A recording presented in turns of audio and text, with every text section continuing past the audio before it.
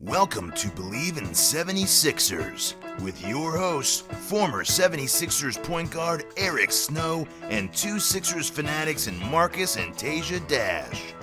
Bleav In 76ers is presented by BetOnline.AG.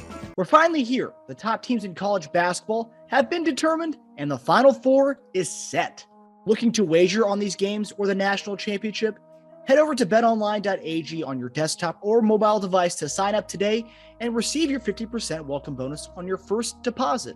Just use our promo code BLEAV, that's BLEAV, to get started. BetOnline remains your number one spot for all updated odds and info, along with player props and new contests throughout the year. It's the best source for all your sporting wagering needs, including live betting and everyone's favorite Vegas casino and poker games. It's super easy to get started, so join today. Learn why everyone is saying BetOnline is the fastest and easiest way to wager on sports. BetOnline, where the game starts.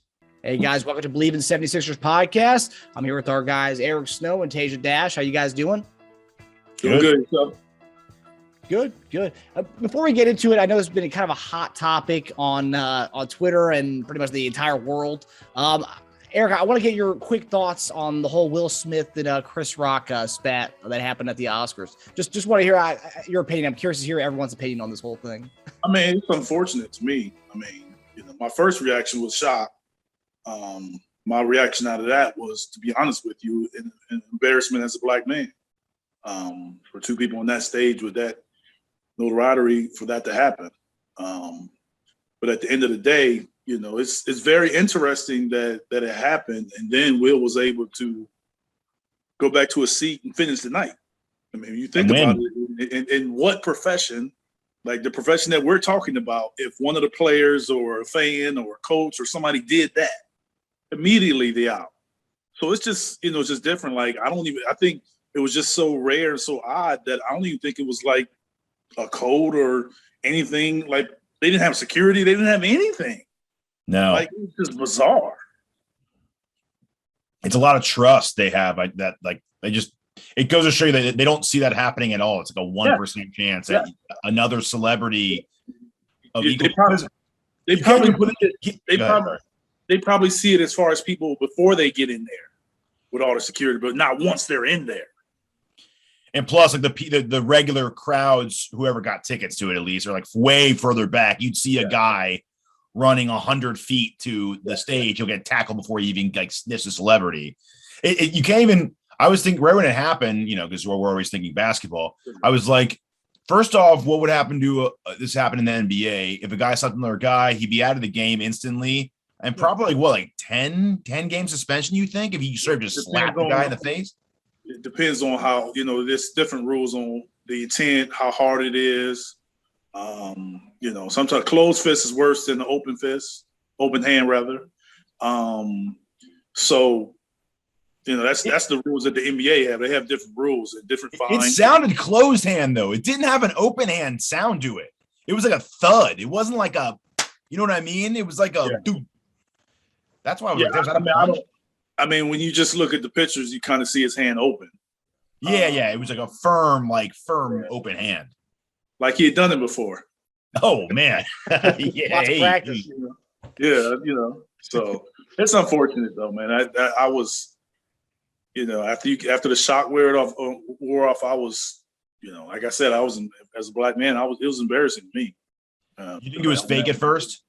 That's what we happened. Say it again. You think it was fake at first? It was interesting. My wife was actually working part of the Oscar show. So I was only really I was watching it live because of that. Wow. And I was watching some games and I actually just turned it back and Regina, the other host, was kind of doing a skit. And then they said, well, next up is Chris Rock. So I was like, oh, let me see what Chris got to say. So I stayed there and then that's what happened. It was like, I had to rewind my television. I was like, is this real? But then when they muted it, I'm like, oh, that's real. Just from the fact that they muted it, then you could read Will's lips. And I was like, oh, yeah, that's real. And the first thing that came to me was like shock. And then it was like, they got to have some kind of history for that to happen. because you can be mad and call somebody out, but to go up there and do that, like that was. Yeah, history, or he just got a lot of anger that's waiting to come out. Maybe backstage. I wouldn't have been shocked to like backstage or at the after party. You heard about them getting into a fight. Like you kind of expect to hear something like that if anything goes down, but not the way it happened. The funny thing is, let's say he did wait and he was like, you know what, I'm going to take this up with him after the show. But he would have won. He would have been swimming on cloud 9 after that. He would have been like, he would have been drunk at the after party, happy that he won the award. It probably would have just fizzled out, man. But like where I'm from, most people, that's winning brings upon some of the arrogance for you to feel like, oh, now I'm going to handle this. Yeah, because that's over. True too. Yeah, you know what I'm saying? Crazy Oscars. Crazy stuff, man.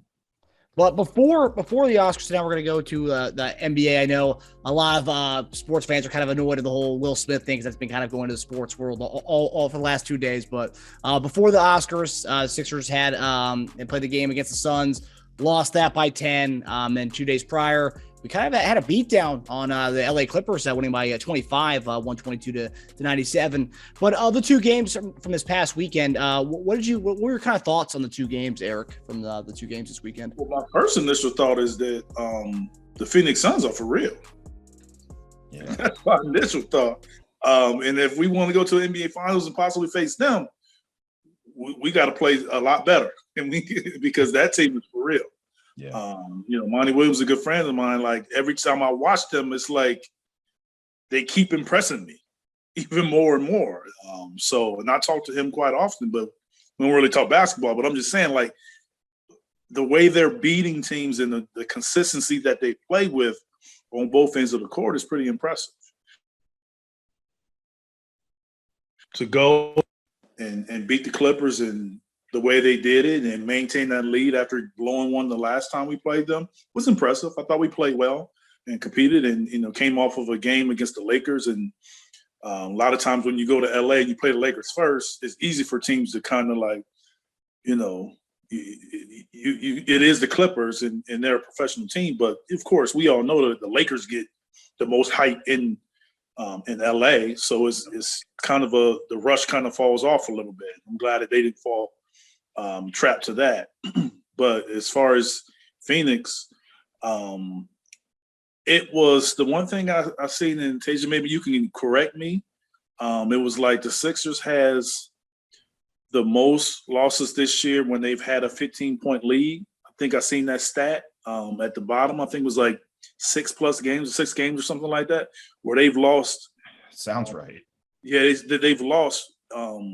So it's like when you kind of jumped on Phoenix, we got to get to the point where we keep them down.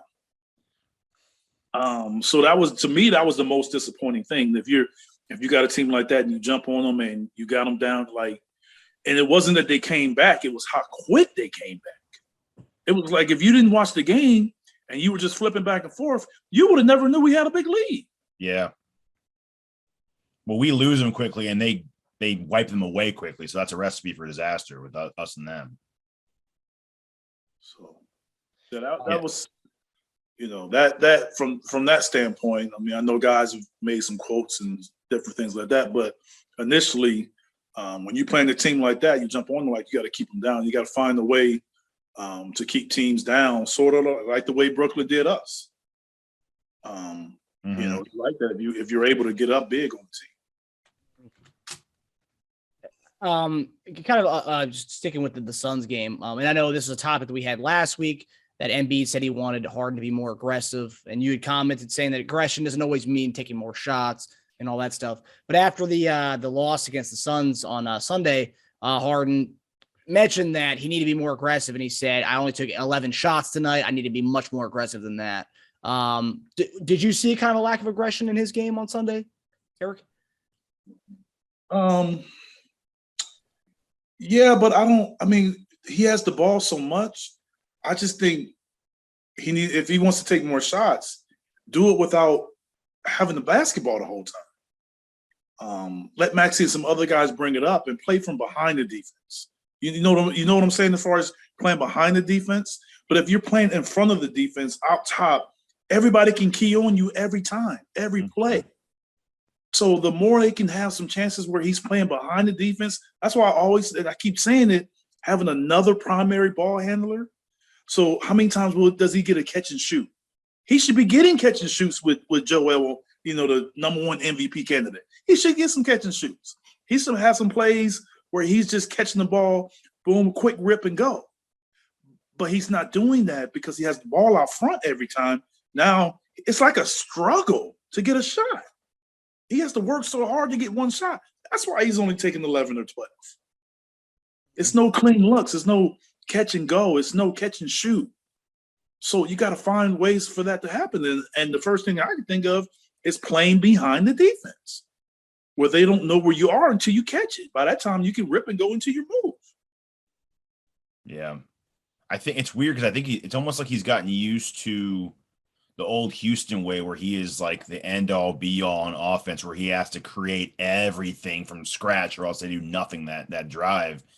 And then he went to Brooklyn, where Kyrie and Durant are so like just dominant one-on-one scorers. I'll take you down to the hoop, that he had to kind of become the glue distributor between them as well. So he comes here where it's like, we don't even need you to do that all the time. You don't have to be the only guy distributing. You don't have to be the only guy creating everything. We have a guy that demands double and triple teams.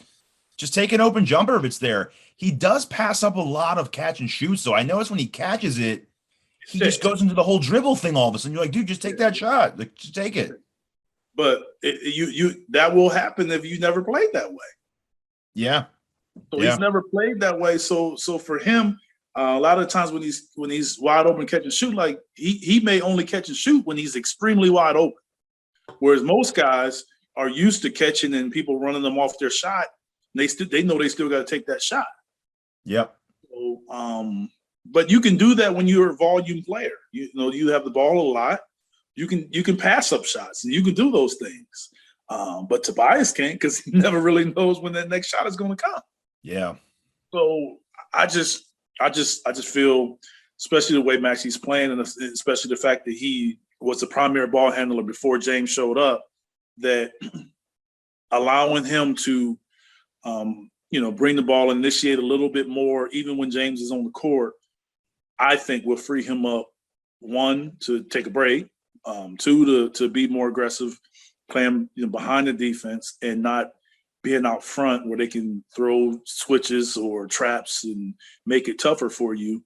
And I just think that'll kind of get him to the fourth quarter, getting to the end of the fourth quarter. Now he can make those plays. Most likely we'll be in the bonus. He can get to the free throw line, and it's a different threat for him and a different threat for us if we're in the bonus and teams are now all of a sudden more hesitant to trap or leave guys wide open because it's game time and it's the end of the game. I just think we got to get him to that point where he's fresher at the end of the game. Yeah, I totally agree with that. And then if you look at the so shifting to the Friday, obviously most Sixer fans know about the whole Tyronn Lue comment about in ramp up to that Sixers Clippers game. Tyronn Lue made a comment about the free throws attempts that Harden and Embiid get, saying if those guys didn't get free throws, the amount of free throws they do get, they would be top 10 scorers in the league. So Daryl Morey, the Sixers president, went on Twitter and said if the Clippers didn't get free throws, they'd be the 30th scoring team in the NBA. Just kind of making a joke of what Tyronn Lue said. And then Tyronn Lue then fired back, I believe yesterday, saying that Daryl Morey shouldn't be talking. He cost the NBA about $1 billion in his tweets about China. So there's kind of that back and forth there. But what was your comment, Eric, on the whole free throws comments about Harden and Embiid? Yeah, I mean, I understand what T. Lue is saying. Now, I don't agree with him as far as they still wouldn't be top scorers. I mean, I don't think that's accurate. Those guys are still talented enough, and they would still be top scorers in our league. But the free throw, he just trying to work the referees, just trying to work the system. You know what I'm saying? That's all it came down to. He's just trying to work the referees and trying to put everybody on notice that, hey, these guys are getting calls. What about us? Or not? Not when they play against us. So I think it was. I don't think it was any more than that. It's funny. It's you're totally right. Lou. I mean, but if I take free throws away from any of the top 20 guys, they're not going to be top scorers anymore. Like, name me one guy I can take his free throws away from him and he'll be a top 5 scorer. I mean, that's not – if you can do that, it means he's not driving and getting contact enough. So, yeah, I mean, we are getting a lot of free throws, though. I was looking into the numbers on that. So, since All-Star break, when Harden started playing, we're averaging 84% on almost 30 attempts a game. We'd rank second in attempts, only behind the Knicks, which I was really shocked to see that, by the way. 29.6. They rank a little. I think they have like 29.9. And we're number 1 at 84%. So we're shooting a lot and we're making a lot, which is amazing. It's like, reminds me of, the other team, that's in the tournament, Villanova. So yeah, it looks really good. I love that. And as far as other guys, I love seeing Danny Green wake up, by the way. I wanted to give him a shout out because he's been playing really well. He's hit at least 2 threes in 3 out of his last 4 games. I remember I was saying a couple of weeks ago, man, just give me 2 threes a game, Danny. That's all. Just decent defense and 2 threes. And then Matisse has been playing really well. I think since All-Star break, he's got 6 double-digit scoring games. And the whole rest of the season before that, he only had 5. So he's definitely benefiting from Harden's play. It's been nice to watch. It's good. And Eric mentioned, when we talked about Furkan's struggles a couple weeks back, you got to give a guy like that more shots. It'll come. And Danny Green's another Furkan-like guy who can stroke it. So, the shot comes. It's a good time to come on too, right? Like, this is a good time to come on in the season. I'd rather have guys struggle earlier on and look good now. And speaking of struggling, I looked at Niang too. I mean, Niang has gone 0 for 3 in the last 2 games. That's 2 straight games out of 3-pointer. He had gone 31 straight games before that with the made 3 in each game, and 21 of those had multiple threes. So he's only gone 3-less in 3 other games all season, which is nuts. So technically, this is his worst stretch of the season. So that won't last very long. He'll break out of that. You always average out. And I think that's part of the reason we lost Suns. We didn't. He took 1 3 in that game. Your volume best 3-point shooter cannot take 1 3 in a game. I'm sorry. I said during the game, I was like, yeah, I mean, that's the thing about it. Like they scouted well. I mean, they closed out. They shut down those lanes and they played a 3 really well. I mean, that's how they cut leads, and that's how they were able to change the game. I mean, they took away those. Good, you said it earlier. Suns are good. They're so efficient, and they're so it's like watching them it's like playing like the highest level in 2K or a video game. They'll just keep going all game like that. They'll keep going and keep chipping away at you all game, and you got to play near perfect from start to finish, or else you're going to lose. Yeah. Yeah, they're so good. Yeah. Very efficient basketball, like an old school Spurs ball. It is, yeah. Feels that way. And that was without what's his name? Cam Johnson, by the way. So yeah, they're missing their 30-minute a game guy on their team. They're very deep. All right. So next topic. This is something that Sixers fans have been kind of talking about for a little while now. Even before DeAndre Jordan came, Sixer fans were talking about getting our young guys, Paul Reed and Charles Bassey, some more playing time.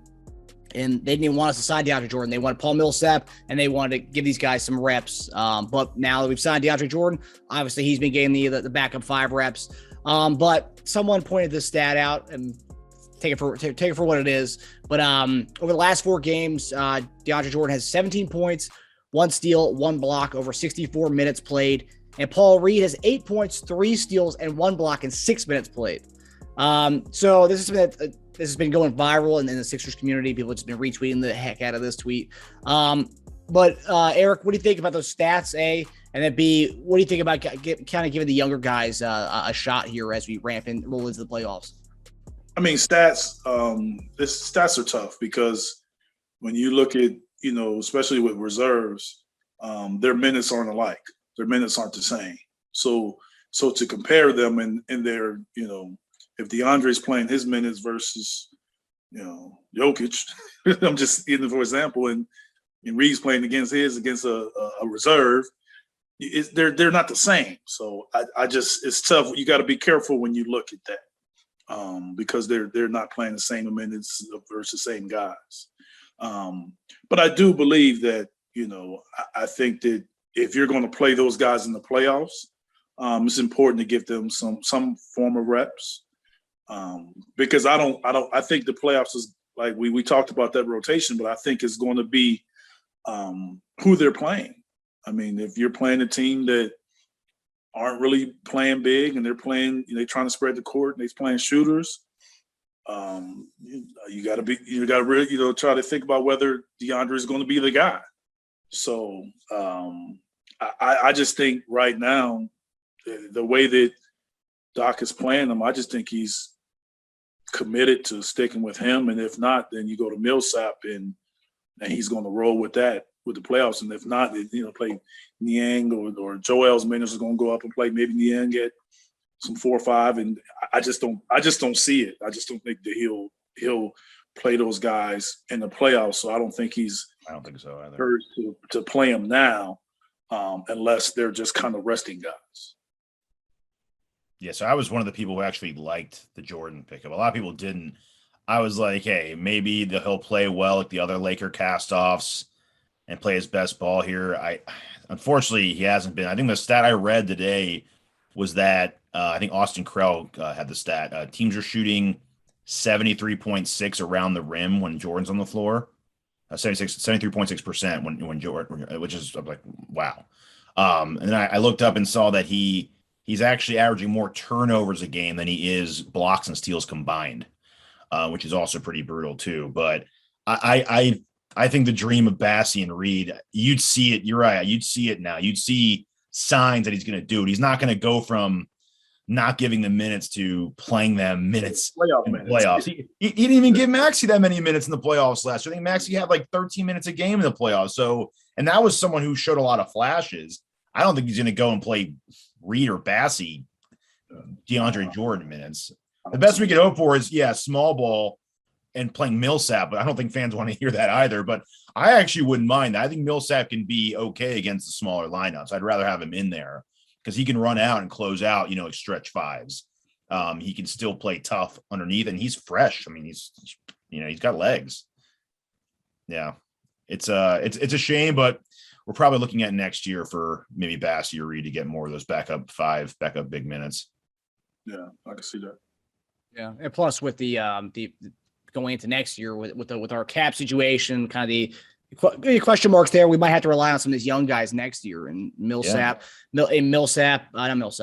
Reed or Bassey. We didn't know who Claxton was in Brooklyn, but with those big money guys going there, we had to hear about Claxton. He became a big guy for them. So Paul Reed or Bassey could be the Claxton for us going forward.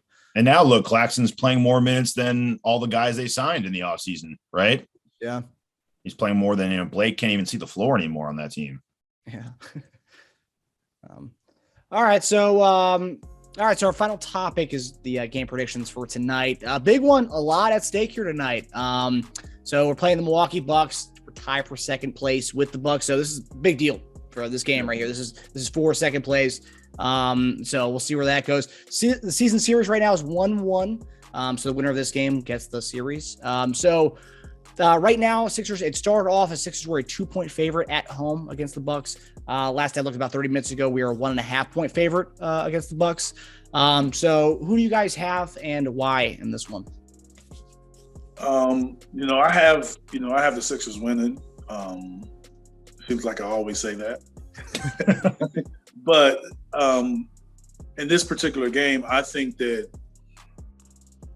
it's probably the biggest game we've had since maybe the Brooklyn game. And I think the way that we performed in that game, we can't come out and be even anything close to duplicating that. So I think you got to get to the point where now this is a top team, defending champion, tiebreaker. It could come down to who could get home court advantage in the playoffs. So I think it's a really, really big game. And I think that we got to come out, and the importance and the level of intensity has to be so much higher than we had before. And it got to mean a lot more to us because I don't think Milwaukee fears us. I don't think that they think that, I think they're very confident they can beat us, even with the changes. I know for a fact that Drew Holiday is comfortable guarding James. And I think that Giannis doesn't fear anybody. So I don't think that they really fear us. So you got to put some kind of a dent in that confidence. And that has to happen tonight. Yeah, I looked into two things. I looked into how the Bucks are defensively inside. So overall defensive rating, they're 13th, but they are fourth and best in allowing points in the paint. So, and they have Lopez back. So I am curious to see how, Embiid does against them in the paint, but he does average 28 and 11 against them. And I think you'll have a little extra juice because of that recent MVP poll, but we'll get to that, I think, later on in the week. The other thing I looked at was Harden stats against Drew. So not directly when he's guarding him, but against Drew's team since 2017 and 18, averaging overall 26 points per game on 41% shooting and 32 from three, but including the playoffs and this year. So just the last 2 years, averaging 19 points a game on 38% and 12 for 44 from three, which is 27%. So Drew, man, I mean, he knows how to D up, and I think he likes guarding Harden. I think he likes D'ing up on him. So he's an awesome. James is an easier matchup. You may think that James and Trae Young, a guy like Trae Young, is harder for Drew because James seeks contact, whereas Trae Young doesn't. So I think the more the guy kind of seeks contact, Drew Holiday, sort of like, that's sort of how I play defense. The guys that kind of seek the contact, makes it a little, not easy, but easier to defend versus a guy that's very elusive and don't let you touch him. And when you do touch him, he acts like, he's got hit with a stick. So Drew's physical. So once you initiate that physicality, he can then engage and be physical with you.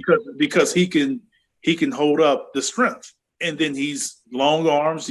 He's getting, very active, good feet, plays the angles really well. Great so that's a tough matchup for James. Yeah.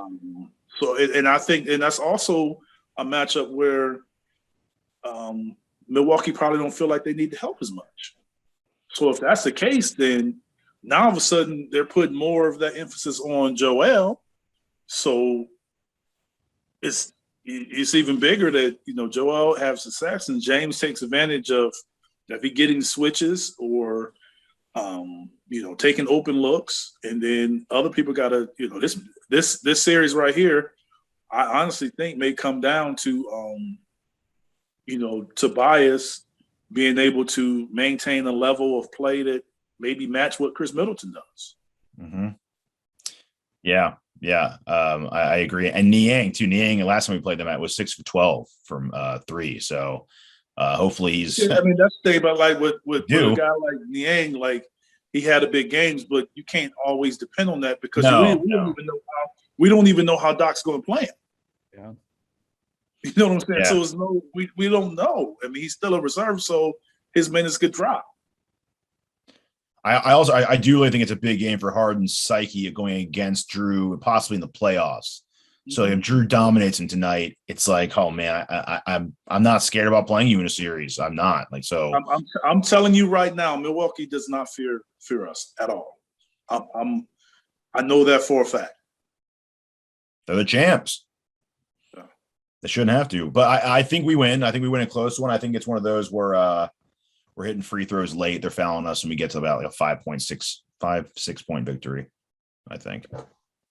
Yeah, I think it's a big game, kind of what you said, both you guys. But as far as the MVP odds, where that goes, after that straw poll I saw earlier, they were kind of obviously it's closer than we think. I thought Embiid had this thing, pretty good. But now after seeing that straw poll, I think that Embiid kind of has to have that one seed to give him that extra that extra kind of leverage. If the Nuggets are a 5 or 6 seed, he's going to have that one seed. And I think every game here on out, I think we're gonna try and play for it. The MVP is gonna be a lot closer than you think. Yeah. You got 34, 35 third place votes. Third place? Third? It's because you got to look at it from a standpoint of there's some people out there that say Giannis is playing so well, and if he hadn't won MVPs, then his push would be more. Mm-hmm. So the fact that he's won those MVPs, people don't think the push is there. The same thing that's kind of hit Jokic this year. The fact that he won the MVP, now all of a sudden people are saying, it's you're kind of thinking less of it, of the year that he's having. But those guys were having tremendous years. And then they're all lucky that LeBron's team isn't as good because he would be in the conversation. Yeah, he would. Yeah, he would. With all the injuries they had, if they were like a 4 or 5 seed, he'd be in the running for sure. And now you're getting this late push from Devin Booker and Phoenix. And Phoenix, and Tatum. Right now, I think aren't they the only team that has their seed locked? I Bleav so. Yeah. Yep. With pretty crazy. Yeah, he deserves a lot of credit. They're the only team. So that's impressive. Like, they used to reward teams and players that played on winning teams, top seeds. But I just think it's going to be a lot closer, the vote, because it's for a lot of people that kind of like Joel. It's a lot of people that like Giannis and Jokic, and that's how you come up with so many third place votes. That's why. Yeah. And it's not like it's a public vote. It's not like people get on stage and kind of make their vote and they got to, stand up to it. Yeah. All these private votes, it's different. You could have someone that just don't like them, no matter how you play. So that MVP vote it's going to be interesting. I don't think it's a lock at all. No, yeah. I mean, the third place, I was shocked seeing that. I mean, I'm not that shocked because Giannis has a lot of love, but I mean, man, what's MVP got to do? I mean, I just don't know. If he's first and he doesn't get it, if we get first, if he doesn't get it, that's bad, I think. What if Milwaukee gets first? Yeah, it's a tough argument. It's a tough argument. Regardless, more motivation for tonight's game. Yeah, that's all we got to beat them. Yep, exactly. But all right, fellas, that does it for us. Thanks for tuning to Bleav In 76ers podcast presented by BetOnline. We'll see you guys on Friday as we recap this game and preview the games ahead. So we'll see you guys next time. All right, guys. See you guys.